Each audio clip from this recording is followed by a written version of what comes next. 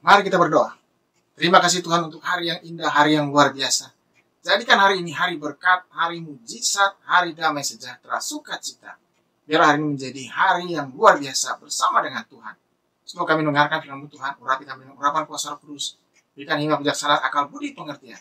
Supaya firman yang disampaikan menjadi kekuatan, menjadi rema, menjadi mujizat Tuhan. Dalam nama Tuhan Yesus, haleluya. Amin. Kita akan membaca firman Tuhan yang luar biasa hari ini, saudara, dengan tema yang luar biasa juga. Kita akan membaca dari Hakim-Hakim pasal yang ketiga, ayat yang ke-7 sampai ayat yang ke-9, saudara. Otniel, orang Israel melakukan apa yang jahat di mata Tuhan. Mereka melupakan Tuhan, Allah mereka, dan beribadah kepada para Baal dan para Asyera. Lalu bangkitlah murka Tuhan terhadap orang Israel, sehingga ia menjual mereka kepada Kusyan Risataim, raja Aram Mesopotamia. Dan orang Israel menjadi takluk kepada Kusyan Risataim 8 tahun lamanya. Lalu berserulah orang Israel kepada Tuhan. Maka Tuhan membangkitkan seorang penyelamat bagi orang Israel, yakni Otniel, anak Kenas, adik Kaleb. Tema hari ini, saudara, melakukan apa yang jahat. Sudah dikasih Tuhan. Di sini dikatakan bahwa orang Israel melakukan apa yang jahat di mata Tuhan. Yang menarik di sini, saudara, apa yang jahat yang dilakukan oleh orang Israel. Yang pertama, mereka melupakan Tuhan. Yang kedua, mereka beribadah kepada para Baal dan para Asyera. Melakukan apa yang jahat di mata Tuhan, melupakan Tuhan adalah suatu kejahatan, saudara. Ada banyak orang melakukan kejahatan. Dengan tidak percaya kepada Tuhan, dia sudah melakukan kejahatan, saudara. Dengan tidak beribadah kepada Tuhan, dengan tidak mengucap syukur, dengan tidak mau menyenangkan Tuhan, melayani Tuhan. Tuhan ingin setiap orang percaya menjauhi kejahatan dan melakukan hal yang baik. Karena dia ada di tengah dunia ini. Dan dunia ini dipengaruhi oleh si jahat, saudara. Orang percaya yang tidak dekat Tuhan, yang tidak ada dalam Tuhan, akan dipengaruhi. Akan mudah dipengaruhi oleh yang jahat, oleh pengaruh jahat. Ini saya mau katakan, ibadah adalah sarana untuk membuat kita menang atas semua pengaruh jahat. Ibadah adalah merupakan sarana bagi kita untuk menang dari semua pengaruh-pengaruh dunia. Yang kedua dikatakan di sini, mereka beribadah kepada para Baal dan para Asyera. Inilah kejahatan yang luar biasa, saudara, berpaling dari Tuhan. Tidak percaya kepada Tuhan, tidak mengakui keberadaan Tuhan. Padahal selama ini, orang Israel ada dalam pimpinan Tuhan. Ada dalam perlindungan Tuhan. Tetapi sekarang, mereka memilih untuk percaya kepada Baal dan para Asyera. Ini kan luar biasa, saudara. Luar biasa jahatnya. Tuhan tidak ingin setiap orang percaya beribadah kepada yang lain selain kepadanya, saudara. Ini saya mau katakan, orang Israel melupakan Tuhan. Orang Israel memilih untuk percaya kepada yang lain. Berarti mereka sudah jauh dari Tuhan, saudara. Mereka sudah meninggalkan Tuhan. Dari sini saja kita sudah lihat bahwa Tuhan akan menghukumnya. Tuhan akan memberikan peringatan kepadanya. Tuhan akan menegurnya. Baik itu teguran biasa atau teguran keras, saudara. Dan lihat apa yang terjadi di sini. Ketika orang Israel melakukan apa yang jahat di mata Tuhan. Yang pertama, di Hakim-Hakim pasal 3 ayat yang ke-8. Lalu bangkitlah murka Tuhan terhadap orang Israel. Tuhan marah, Tuhan murka. Tuhan kecewa, saudara. Jadi, Tuhan kecewa kepada setiap orang yang melupakannya. Kepada setiap orang yang beribadah kepada Allah lain selain kepadanya. Tuhan kecewa kepada orang yang tidak datang kepadanya, mengucap syukur dan memuji, memuliakan namanya, saudara. Jadi ibadah yang indah adalah ibadah yang penuh dengan ucapan syukur, penuh dengan pujian, penuh dengan harapan, dengan doa kepada Tuhan, saudara. Yang kedua dikatakan di sini, Di Hakim-Hakim pasal 3 ayat yang ke-8. Sehingga ia menjual mereka kepada Kusyan Risataim, Raja Aram, Mesopotamia, dan orang Israel. Luar biasa. Kemarahan Tuhan membuat Tuhan menyerahkan orang Israel kepada Raja Aram, yaitu Kusyan Risataim. Tuhan memberikan mereka hukuman yang besar. Mereka sekarang ada dalam tekanan yang besar, saudara. Ini semua katakan, orang yang hidup jauh dari Tuhan, orang yang menyangkal Tuhan, orang yang berbalik, orang yang tidak lagi percaya kepada Tuhan, hukumannya berat, saudara. Orang Israel berjalan sendiri, tidak bersama dengan Tuhan, sehingga mereka mudah dikalahkan. Saudara bisa bayangkan, dari bangsa yang hebat, bangsa yang kuat, bangsa yang luar biasa, sekarang kalah. Dan dalam waktu yang sangat cepat, sangat singkat, kalah, saudara. Ini saya mau katakan, kekuatannya hilang. Mereka tidak punya kekuatan lagi. Mereka tidak punya pengharapan lagi. Mereka tidak punya sesuatu yang bisa diandalkan. Kekuatan mereka hilang. Tentara-tentara mereka tidak berdaya. Bahkan mereka kalah dalam waktu yang sangat singkat, saudara. Ini yang saya mau katakan. Raja Aram, Kusyan Risataim, dengan mudah mengalahkan mereka. Yang ketiga dikatakan di sini. Apa hukuman Tuhan kepada mereka, saudara? Menjadi takluk. Mereka menjadi takluk kepada Kusyan Risataim 8 tahun lamanya. 8 tahun ada dalam tekanan. 8 tahun menderita. 1 hari saja menderita, saudara, ditindas. 1 hari saja dirampas semua harta bendanya. Termasuk rumahnya. Termasuk kekayaannya. Itu sudah menderita. 1 tahun ada dalam tekanan. Menderitanya luar biasa, saudara. Apalagi ini 8 tahun. Saudara bisa bayangkan. Sampai mereka tidak punya apa-apa. Mereka tidak bisa berbuat apa-apa. Melihat musuhnya saja, mereka sudah ketakutan, saudara. Ini semua katakan, Tuhan memberikan ketakutan kepada orang Israel. Tuhan memberikan kengerian kepada mereka. Tuhan memberikan penderitaan kepada mereka. Dan lihat, ketika mereka 8 tahun menderita, apa yang mereka lakukan, saudara? Di Hakim-Hakim pasal yang ketiga, ayat yang ke-9.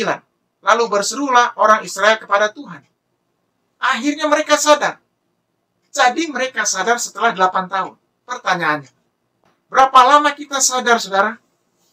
Berapa tahun kita sadar dan kita bisa mengakui Tuhan sebagai Tuhan dan Juru Selamat? Berapa lama kita mau datang beribadah kepada Tuhan?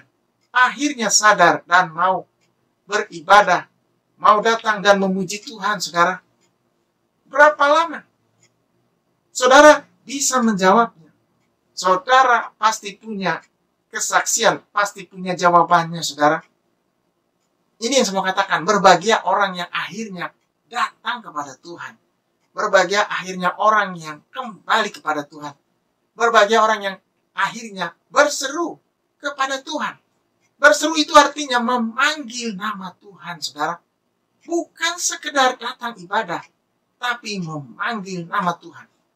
Karena ada banyak orang ibadah, ada banyak orang melayani, ada banyak orang berdoa, tapi tidak memanggil nama Tuhan dengan iman dan percaya. Lihat apa yang Tuhan lakukan, saudara, kepada orang Israel. Ketika mereka berseru kepada Tuhan, ketika mereka kembali, hal yang luar biasa terjadi, saudara. Yang pertama, di Hakim-Hakim pasal yang ketiga, ayat yang ke-9. Maka Tuhan membangkitkan seorang penyelamat, orang Israel, yakni Otniel, anak Kenas, adik Kaleb. Luar biasa, lihat. Ketika mereka kembali kepada Tuhan, ketika mereka kembali percaya dan berseru kepada Tuhan, Tuhan langsung menjawabnya, saudara. Ini saya mau katakan, Tuhan menjawabnya dengan begitu cepat, tidak pakai lama. Bagi orang yang mengakui dosanya, bagi orang yang mengakui kesalahannya di hadapan Tuhan, Tuhan langsung menjawab doanya, saudara. Luar biasa. Orang yang datang kepada Tuhan, yang mencari Tuhan, Tuhan langsung menjawab doanya. Apapun doanya, saudara, luar biasa. Yang kedua dikatakan di sini, di Hakim-Hakim pasal yang ketiga, ayat yang ke-10. Roh Tuhan menghinggapi dia dan ia menghakimi orang Israel. Ia maju berperang, lalu Tuhan menyerahkan Kusyan Risataim, Raja Aram, ke dalam tangannya. Sehingga ia mengalahkan Kusyan Risataim. Luar biasa. Roh Tuhan bekerja. Roh Tuhan menguasai Otniel, orang yang dipilih Tuhan untuk membebaskan orang Israel. Ini saya mau katakan saudara, akhirnya roh Tuhan kembali lagi. Roh Tuhan yang selama ini pergi, yang selama ini hilang, meninggalkan orang Israel, kembali lagi saudara. Luar biasa. Roh Tuhan akan memimpin hidup kita. Roh Tuhan akan menjaga kita. Roh Tuhan akan menjaga saudara, memberkati saudara, menguatkan saudara melewati setiap masalah pergumulan. Roh Tuhan yang memberikan kemenangan saudara. Roh Tuhan yang memberikan kedamaian. Bahkan roh Tuhan yang menjawab doa. Tuhan mendengar doa setiap orang percaya dan mengirimkan Roh Kudus kepadanya, menghiburnya, menguatkannya. Yang ketiga dikatakan di sini, ia maju berperang, lalu Tuhan menyerahkan Kusyan Risataim, Raja Aram, ke dalam tangannya, sehingga ia mengalahkan Kusyan Risataim. Garis bawah kalimat yang indah ini saudara, sehingga ia mengalahkan Kusyan Risataim. Sekali maju berperang, sekali maju, langsung mengalahkan musuh, langsung mengalahkan Kusyan Risataim, Raja Aram Mesopotamia. Luar biasa saudara. Ini yang saya mau katakan, orang percaya yang dipimpin oleh roh Tuhan menang dari semua pergumulan masalah, menang dari semua tekanan, menang dari semua keraguan, dari semua yang mengikatnya. Otniel, anak Kenas, mampu mengalahkan Raja Aram Mesopotamia, Kusyan Risataim, yang telah 8 tahun menjajah orang Israel, dan sangat singkat, dalam waktu yang cepat. Ini saya mau katakan, doa orang benar membuat kuasa Tuhan bekerja. Doa orang benar membuat kuasa Tuhan melakukan perkara yang besar. Doa orang benar membuat Tuhan menunjukkan keperkasaannya, menunjukkan kehebatannya saudara. Hari ini, doa saudara akan menunjukkan kuasa Tuhan yang luar biasa dalam kehidupan saudara. Doa saudara akan menunjukkan kehebatan Tuhan, kemuliaan Tuhan. Yang terakhir saudara dikatakan di sini, apa yang terjadi? Di Hakim-Hakim pasal yang ketiga, ayat yang ke-11. Lalu amanlah negeri itu 40 tahun lamanya. Kemudian matilah Otniel, anak Kenas. Luar biasa. Dikatakan di sini, amanlah negeri itu 40 tahun lamanya. Ini bukan waktu yang singkat, waktu yang lama. 40 tahun. Negeri itu aman. 40 tahun Israel aman. 40 tahun Tuhan memberkatinya. 40 tahun Tuhan bertahta dan Tuhan memberikan damai sejahtera sukacita. Saudara dikasih Tuhan, kalau Tuhan yang memberikan keamanan, aman saudara. Kalau Tuhan yang memberikan keberhasilan, berhasil saudara. Kalau Tuhan yang memberikan kemenangan, menang saudara. Dan kalau Tuhan yang menggenapi janjinya, janjinya digenapi dalam kehidupan kita. Firman Tuhan berkata, hanya dekat Allah saja aku tenang. Daripada nyala kekuatanku, gunung batuku, kota bentengku, aku tidak akan goyah. Hari ini, orang yang datang kepada Tuhan akan diberikan ketenangan, kedamaian, kebahagiaan yang luar biasa. Tuhan akan menyelamatkannya, menyelamatkan keluarganya, menyelamatkan semua miliknya. Tuhan memberkati setiap orang percaya yang mendengarkan firman Tuhan hari ini, yang menyimpannya dalam hati, merenungkannya, melakukannya, dan berbuah lebat. Haleluya. Mari kita berdoa. Terima kasih Tuhan untuk hari yang indah, hari yang luar biasa. Tuhan melihat setiap orang percaya, Tuhan melihat setiap orang yang beribadah hari ini, orang yang mendengarkan firman Tuhan. Tuhan memberkatinya, Tuhan menguatkannya. Roh Kudus menghiburnya, dan Roh Kudus memberikan damai sejahtera sukacita, menjawab doa, baik itu pekerjaan, pelayanan, bisnis, karir, keluarga, pasangan hidup, dengan luar biasa. Tuhan memberikan yang terbaik, Tuhan memberikan yang luar biasa. Tuhan juga menyembuhkan mereka yang sakit. Firman Tuhan berkata, bila-bilirmu Tuhan Yesus sudah menyembuhkan yang sakit. Di dalam nama Tuhan Yesus yang sakit sembuh, bangun, kembali bangkit, kembali menjadi berkat. Tuhan juga memberkati bangsa ini, pemerintah kami, negeri kami, dengan luar biasa. memberkatinya, menjaganya, menyelamatkannya. Di dalam nama Tuhan Yesus. Haleluya. Amin. Tetap semangat saudara, tetap kuat. Tuhan Yesus memberkati kita. Haleluya.